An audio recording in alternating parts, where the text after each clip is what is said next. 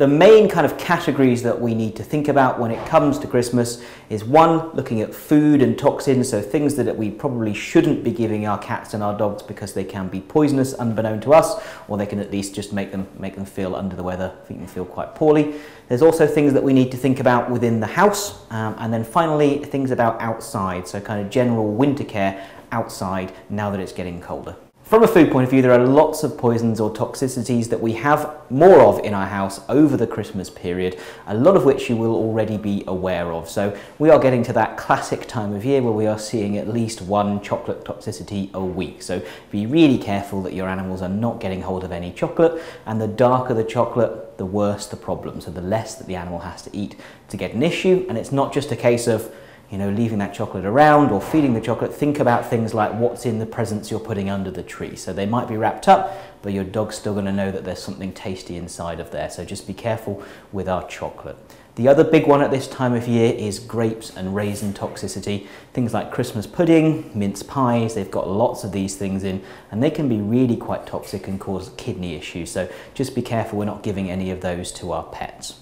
The other things that we can see commonly this time of year, things like onions can be toxic. There's some of the nuts that we might have out at Christmas, they can be toxic too. And the other big thing is the cooked Christmas turkey. Any kind of cooked bones that you have, please don't give them to your pets. They can fracture, they can splinter, and they can cause problems when they swallow them. In terms of the environment itself, there can be a lot of changes, a lot of exciting changes for your pet that go on at Christmas time. And we've mentioned that maybe there's going to be something in your presents that we don't want them to get hold of. So keeping anything out that's edible from underneath the tree is great. But also think about the tree itself, okay? If you've got a cat, for example, that likes to climb trees, think about really securing your tree, maybe tying it at the top so that it doesn't topple over everywhere and maybe create a fire hazard or something like that. So just be careful with any climbing pets that you might have. Similarly, the things that are on the tree that can be very attractive to animals, so you don't want to have any low-hanging chocolate, but we can also get dogs that kind of crunch on the glass baubles, and as you can imagine that causes some issues, or even swallow down the tinsel, and that can cause all kinds of problems. So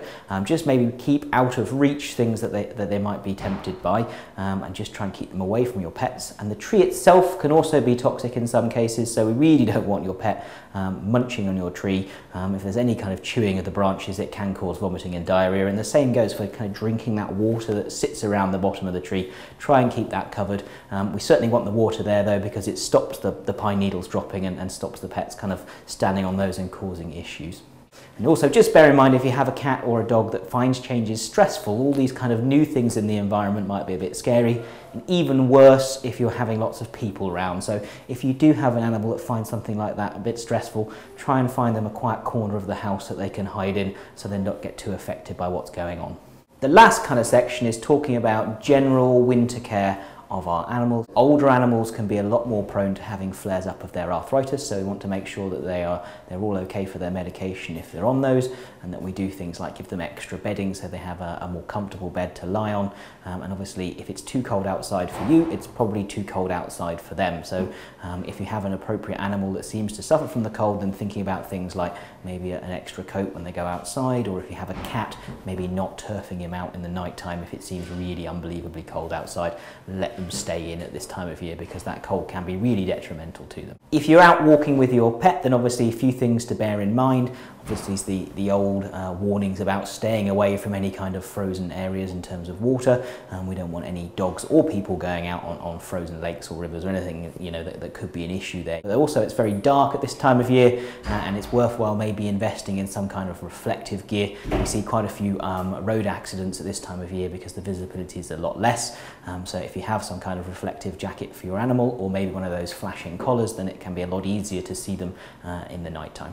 And the last thing just to factor in is what effect the cold ground or what's on the cold ground can have on our pets' feet. And if you've got a kind of hairy-footed dog, then they can get ice building up between the feet, and that can be really uncomfortable for them. So it's worth taking that hair down, either by a groomer or by yourself at this time of year, just so they can't get ice balls forming between the feet, and there are things that they could be walking on that can cause a problem. So you've got grit on the roads, we've got potentially antifreeze, which is hugely toxic on the roads, and we don't want them kind of walking on that and licking it. So you can either do things like put barrier cream like Vaseline etc. on the foot. You can get the little boots, sometimes that could be appropriate for a dog that's walking in areas, or you can just bath those feet down when you get back, just to get anything that might be toxic off the feet and stop yourself having a problem at this time of year.